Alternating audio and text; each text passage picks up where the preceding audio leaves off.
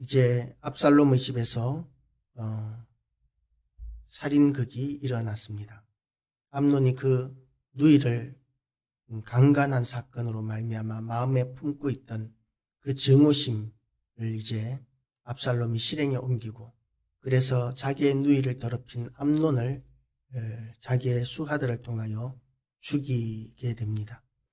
그야말로 잔치집이 살기등등한 두려움의 집이 되어버리고 비극의 집이 비극의 현장이 되어버렸습니다.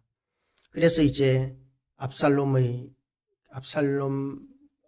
암논 말고 다른 다윗의 자식들, 왕자들은 전부 다 그 자리를 벗어나 도망하기에 바쁩니다.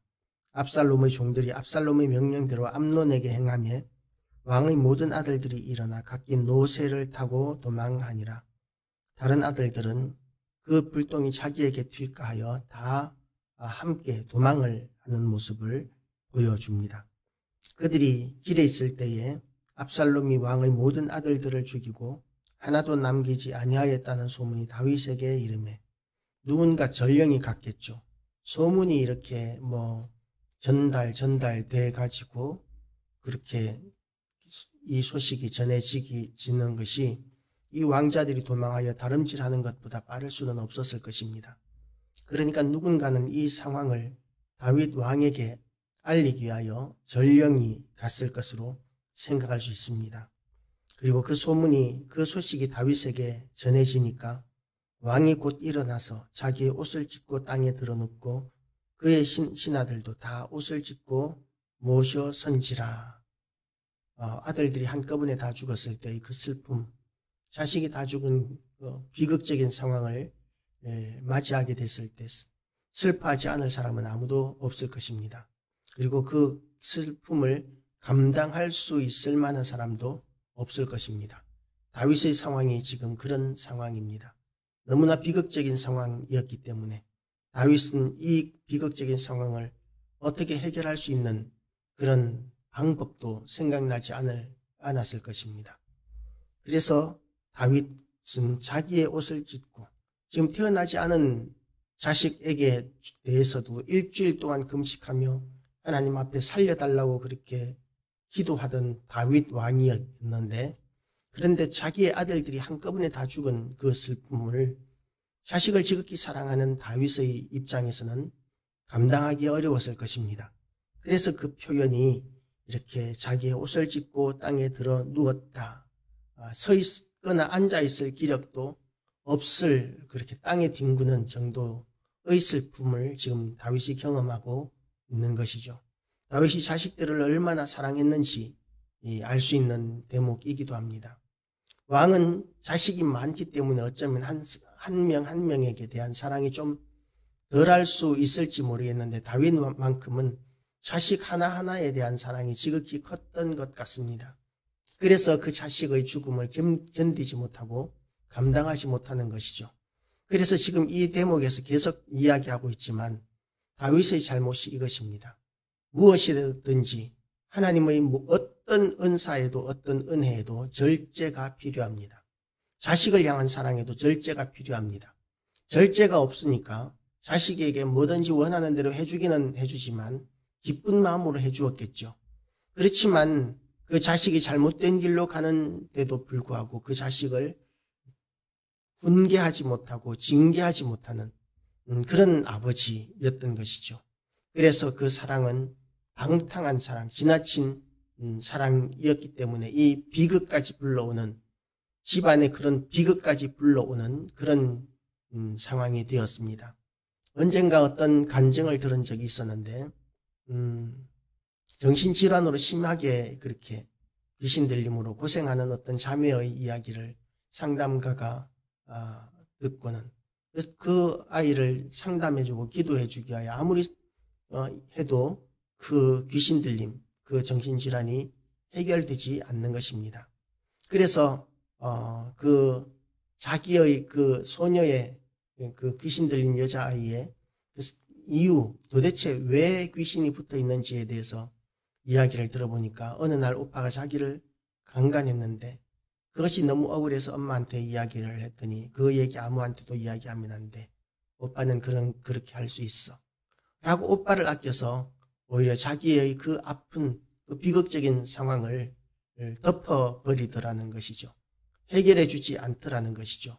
그때부터는 가족에 대한 증오심이 생기면서 가족도 죽이고 자기도 죽고 말리라는 그런 계속적인 그런 증오심만 키워나가면서 심각한 귀신 들림이 이렇게 들어오게 된 것입니다.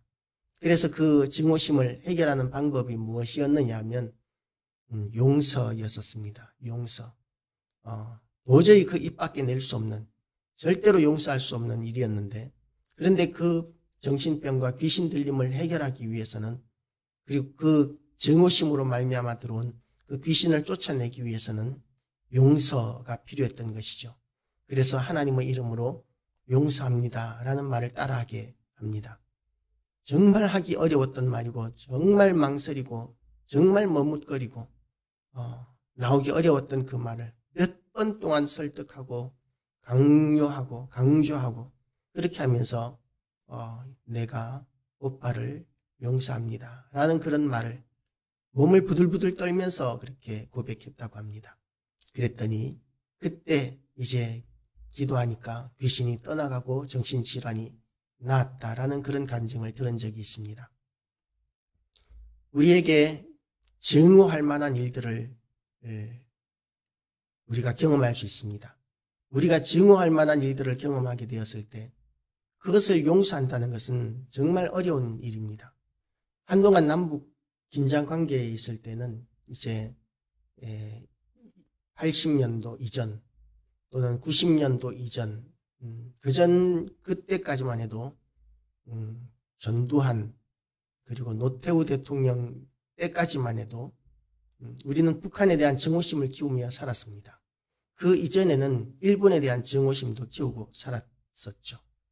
그렇게 증오심을 계속 온 나라가 증오심을 키우면서 살았었는데 지금은 그 증오심이 많이 사그러지고 북한에 대한 증오심이 어느 정도 사그러지면서 대신에 지금 좌익이 정권을 잡으면 일본에 대한 증오심을 이렇게 북돋우는 국시가 그 옛날에는 반공이었는데 민주주의 국가고 반공이었는데 그런데 지금은 일본에 대한 증오가 국시가 되고 있는 민주국가 좌익이 정권을 잡게 되면 일본에 대한 증오가 국시가 되는 그래서 일본에 대한 증오를 누그러뜨리는 어떤 말이나 행동도 용납되지 않는 그런 시대가 되어버렸습니다. 그런데 그런 증오심이 사탄이 기뻐하는 일이고 그 증오심을 통하여 악한 영들이 들어오게 된다는 것이 성경적인 가르침입니다. 그래서 우리가 승리하기 위해서는 우리가 하나님의 은혜 가운데 살기 위해서는 미워하는 마음, 증오하는 마음을 도저히 용서할 수 없는 일이기는 하지만 그러나 우리가 마귀에게 휘둘리지 않기 위해서는 증오하는 마음을 내려놓을 수 있어야 하는데 입술로 고백하는 것부터가 먼저입니다. 입술로 하나님 제가 그 일본을 용서합니다. 제가 일본의 선교사들을 후원하겠습니다. 이렇게 일본에 우리의 그 증오하는 대상이 누구였든지 간에 용서하지 못하던 대상이 있다면 용서하는 마음들을 가지게 될 때 우리에게서 강한 세력을 떨치고 있던 어둠의 영들, 악한 영들을 진멸하고 쫓아낼 수 있게 됩니다. 그렇게 되면 가정의 비극을 극복할 수 있게 되는 것이죠.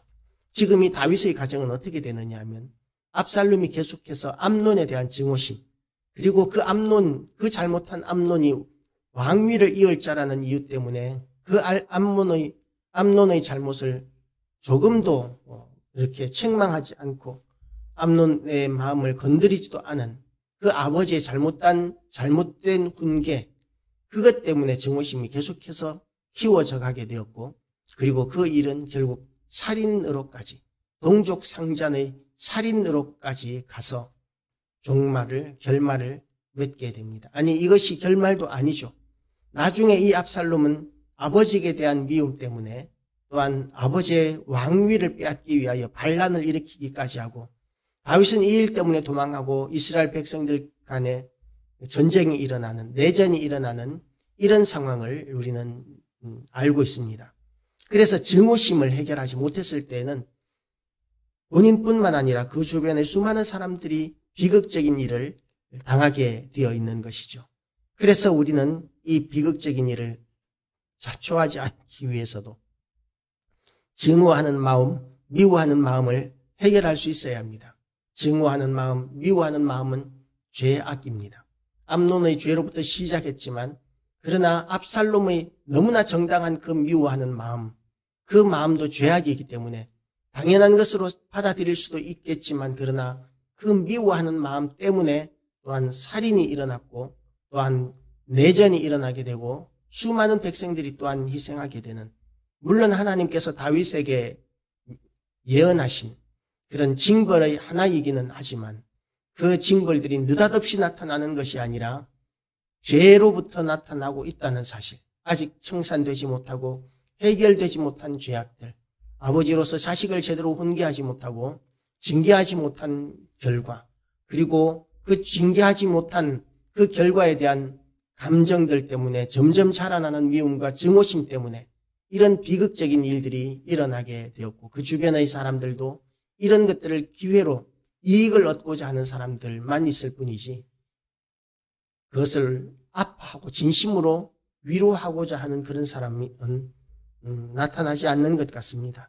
그래서 요나답이라는 사람, 암논이 그 누이를 강간하도록 그렇게 꾀를 준 사람이 요나답인데, 이 요나답은 또다시 다윗 왕에게 아부를 떨고 있습니다. 요나답이 왕께 아뢰되 보소서, 왕자들이 오나이다.